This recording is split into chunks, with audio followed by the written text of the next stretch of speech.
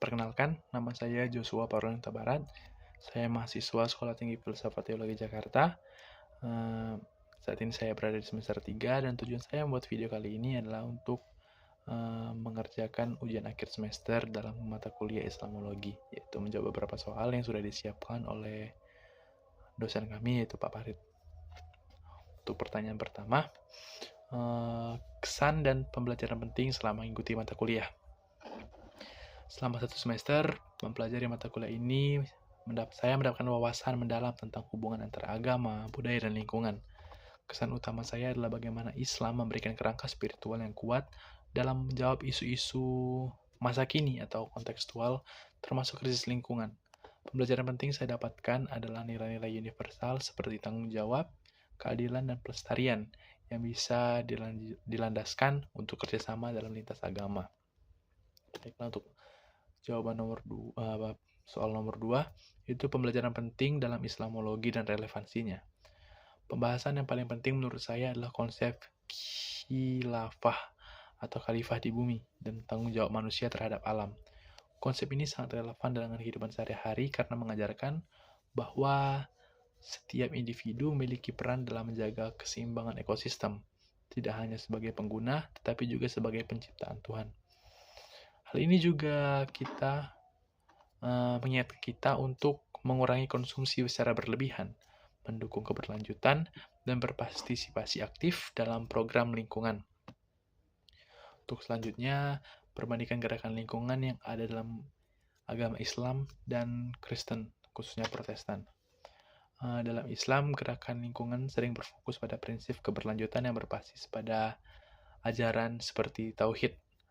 Contohnya, gerakan ekomasjid di Indonesia yang mengadopsi teknologi hijau dalam masjid di tingkat internasional. IFIES mendorong komunitas Islam untuk lebih peduli terhadap lingkungan. Sementara itu, gereja Kristen Protestan menekankan pada teologi penciptaan yang memenang manusia sebagai penjaga dari ciptaan Tuhan tersebut. Program seperti Green Church di Indonesia atau Green Campus Blue Seminary yang ada di kampus STFT Jakarta mengedukasi masyarakat atau jemaat untuk mendukung keberlanjutan dengan cara mengurangi emisi karbon dan mendukung reboisasi. Kedua agama secara nggak langsung menggunakan tempat ibadah sebagai pusat dari aktivitas lingkungan dengan fokus yang berbeda namun saling melengkapi. Islam lebih menekankan tanggung jawab individu sebagai khalifah, sementara Kristen berfokus pada hubungan harmonis manusia dengan alam. Untuk pertanyaan selanjutnya, ajaran Islam dan Kristen yang relevan untuk mengatasi krisis iklim.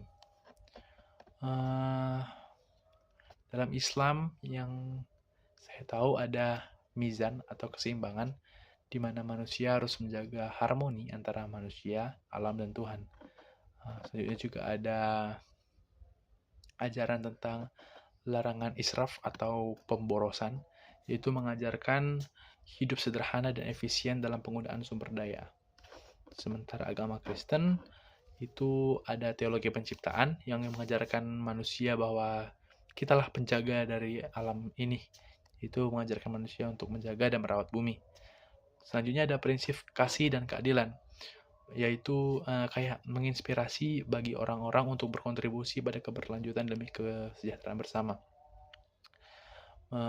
Prinsip kasih ini juga tidak hanya mengajarkan untuk mengasihi sesama, namun juga seluruh ciptaan Tuhan, yaitu termasuk alam. Islam dan Kristen ini menekankan bahwa manusia memiliki tanggung jawab moral dan spiritual untuk menjaga lingkungan sebagai bagian dari ibadah kepada Tuhan. Untuk pertanyaan terakhir, yaitu relasi dan kerjasama Islam, Kristen, Protestan untuk keadilan lingkungan hidup di Indonesia. Kerjasama lintas agama untuk keadilan lingkungan hidup sudah mulai terwujud melalui inisiatif seperti Interfaith Rainforest Initiative yang menggalang pemimpin agama untuk melestarikan hutan. Ada juga kerjasama di tingkat lokal untuk pengelolaan sampah dan reboisasi. Namun, tantangan sepertinya kurangnya kesinambungan program dan minimnya edukasi bersama masih menjadi kendala. Karena itu, STFT Jakarta membuka yang namanya Green Campus Blue Seminary yang mengedepankan edukasi ekologis berbasis spiritualitas. Kolaborasi lintas agama sejalan dengan prinsip ini jika difokuskan pada program edukasi berbasis nilai-nilai teologi Islam dan Kristen, atau pemberdayaan generasi muda untuk menjadi agen perubahan lingkungan. Jikalau program-program ini belum berjalan secara maksimal, beberapa saran seperti mengadakan lokakarya lintas agama untuk membuka isu lingkungan, membentuk aliansi formal untuk pelestarian lingkungan hidup, dan meningkatkan dukungan untuk inisiatif berbasis komunitas lintas agama bisa dilakukan agar agama yang menekankan cinta alam akan terwujud nantinya. Dengan kolaborasi yang lebih erat, Islam dan Kristen dapat menjadi kekuatan utama dalam mendorong keadilan lingkungan hidup yang ada di Indonesia.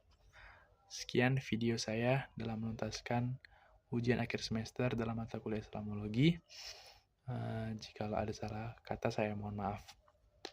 Terima kasih. Assalamualaikum. Shalom.